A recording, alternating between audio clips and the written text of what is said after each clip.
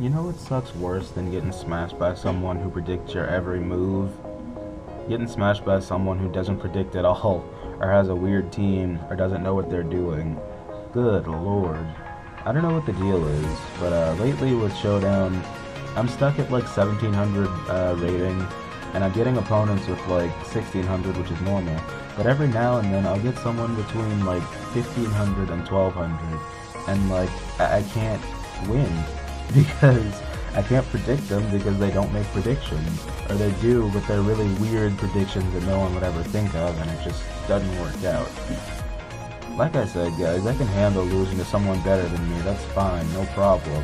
You know, it's a learning experience. But when you're losing to noobs, it's just like, really? That sucks. But anyway, hey guys, it's Ryan, and we have an OU match today. I'm using a different team, and the reason I'm actually uploading a battle so quickly after the last one is A, because the last one actually got like a whole comment within 10 minutes of being up, and almost 20 views in one day. Now I know that sounds hilariously small to people with like, I don't know, decent audience bases, but for me that's really an achievement, so I want to thank you guys. And also, this is like my last team that I haven't shown yet, and of course I'm a weather fed, so it's a sand team, but I figure I'll go ahead and get up a battle, even though it's probably not the best, but I just wanted to have something to upload and just happy fun times, because I felt like narrating. So, as I said, it's a sand team, so let's get into the Pokemon. Physically defensive Celebi. It's kind of like, it's my own variation of Tinkerbell, I guess. Max HP, almost max defense with a little speed, Giga Drain, T-Wave, Heal Bell, and Recover. It's actually pretty good Terrakion check, since most of them don't run X-Scissor nowadays. Got specially defensive standard T-Tar with Crunch Pursuit, Fire Blast for stupid steel types that like to switch in, and Stealth Rock. And it also has a Chople Berry to deal with Gengars and Alakazams, both of which this man happens to have. Standard special Landorus with Sub, Earth Power, Focus Blast, and HP Ice, because Landorus is a powerful threat.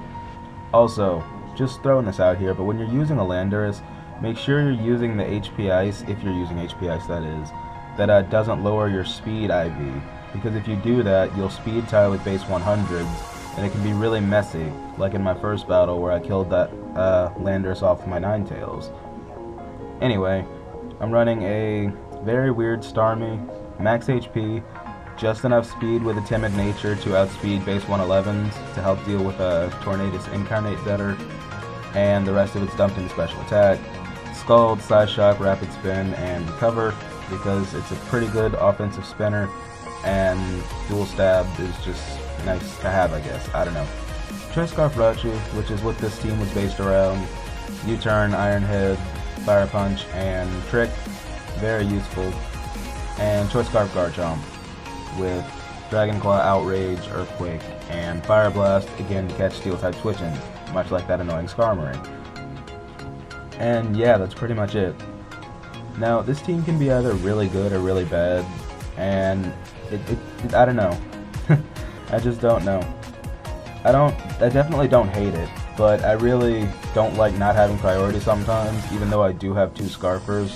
But for the most part, it works pretty well. So that's on his end.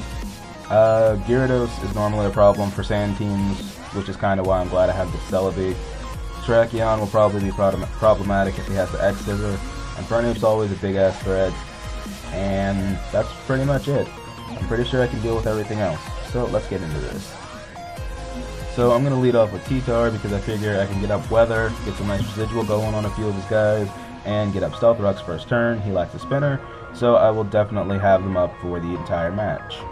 Sadly, that's the only hazard I packed though, and I could just roast this Skarmory right here, right now, and probably bring it down to Sturdy, but instead I'm going to go ahead and switch out into my Starmie, because I want to spin, because I don't like Stealth Rocks, and he shows me the spikes here, so he's running dual hazards and probably Roost and I don't know what else. But I'm going to make the switch into my Starmie. If he switches into Gengar, it's not a problem, because as I said earlier, I do have Side Shock. So he's going to make the very obvious switch into Gengar as I go for the obvious Rapid Spin. However, I don't see why you would switch into Gengar on a Starmie, because now I'm obviously going to hit you with something strong and special because I'm Starmie. In this case, the Side Shot. And Gengar, having paper thin defenses, will easily die to that stab super effective hit. So down goes Gengar, and I can spin at my leisure, which is always a plus. And now I'm predicting to switch into Alakazam, or at least predicting to bring that in because it can threaten me and it can outspeed me and all this other stuff. But I mean, it's probably focused there, so I'm just going to stay in and try to spin because these hazards will be really problematic because this team does switch a lot. It's got U-turn used and stuff. So that's how that goes. I don't want hazards raining down Mirachi. I do stay in, I live the Shadow Ball, and we're all caught up now. So I'm going to switch now into T-Tar, predicting another Shadow Ball just to finish me off. He actually shows me Energy Ball here, which I guess is a thing. I don't know too much about Alakazam's standard sets, but he goes for Focus Blast after to hit T-Tar, of course. But I do have the Chople, and I'm easily going to kill him off with a Pursuit. So now the score is 6-4, and he's going to bring out this Infernape, which proves to be problematic, as you'll see. I really don't need this T-Tar for anything else, so I'm going to leave it in his Death Fodder, check what his item is, see what he wants to do, as he goes for Earthquake and shows me that he has the Life Orb, which isn't a problem. And now here I make a very strange play. I go into my Rachi, and I guess because I could I thought he knew I was Choice Scarf just by the way I brought it in, so the Iron Head would be too obvious, and he would go to Gyarados or Skarm. So I would just try to U-turn, gain momentum, but that doesn't work. So I figure he's going to go for a Fire move, simply because he stayed in on Arachi. So he does go for a Fire move, and he hits my Garchomp with a Flare Blitz. And now I'm thinking he'll probably switch out the Infernape as pseudo Death Fodder, and maybe if he can get it in safely, he can actually net himself a kill. So predicting the Skarm switch, I'm just going to go for Fire Blast, trying to hit the Skarm as it comes in, but that doesn't happen, and he just destroys my Garchomp with Close Combat. And that really sucks, because, I mean, it's a Garchomp. Because, as you'll see, the Gyarados does have a Moxie rather than Intimidate. So I figure I'll just bring out my fastest thing now, got nothing else to do, and I bring out Rachi. And now I figure I'll just go for Fire Punch because it's super effective on Skarm. A burn would be very helpful, and I figure he can't do much to me as he decided to set up rocks again. I don't know why he's setting up hazards, but he is. And now I make another stupid play. Instead of switching out directly into Starmie to spin, I stay in and let him set up more spikes as I still don't get the burn with Fire Punch. And now I make yet another stupid play, as for some reason I go into Starmie thinking I can live hazard damage, but obviously I'm going to die because he has rocks and spikes up, and I just sack Starmie for no reason and give him a second layer of spikes absolutely free. There was no reason to do that. I'm stupid. But it happened. So now I figure Landorus is probably a good switch in because he's shown me he hasn't shown any phasing moves, so I'm just going to take this opportunity to set up a nice sub, as he does just go for a third and final layer of spikes. I really don't see the point, but, you know. I mean, it does hit both my last dudes, but at the same time, one's defensive and one's Scarf, but whatever. So, I'm going to go for Focus Blast, easily clean up the Skarmory, and that's one problem out of my way. Here's where I'm glad I set up the Stealth Rocks, as this Gyarados takes a nice 25% on the switch in, which is always helpful because these things are bulky and annoying. Gonna go for Focus Blast, gonna hit, and that actually did pretty good damage. If I get a crit, or if that was just min damage or something, I have a chance to knock him out here, so I'm just gonna stay in with Landorus because I can't outspeed Terrakion anyway. And sadly, I missed, so it probably didn't matter, and at the end of the day in this battle, it really didn't. So down goes Lando, and now we're tied up at 2-2 as he gets his Moxie boost. Thankfully, because I see leftovers, I know he's probably a bulkier Moxie variant with like Dragon Dance and stuff, so I'm going to switch into Celebi, and as opposed to just attacking straight up, I'm actually going to go for Giga Drain as he misses Stone Edge. T-Wave, excuse me, as he misses Stone Edge. As you'll see in a couple turns, that miss did not matter whatsoever, as I just paralyzed that Gyarados, and we're all caught up again. So now I figure Giga Drain hits both his dudes, and I can probably get rid of this Gyarados. So I'm just going to go for it. Does a respectable amount to say the Celebi has no special attack investment. He does hit the Stone Edge this time, but as you see, it does 33%, which means I would have lived it regardless of if he hit the first time or not, and proceeded to outspeed him and recover on the following turn, much like I do this time. So, like I said, the miss was irrelevant, as he does just end up getting paralyzed, which is good for me, because I don't have to take another Stone Edge, and I don't have to stall him out of Stone Edges, which is always a plus.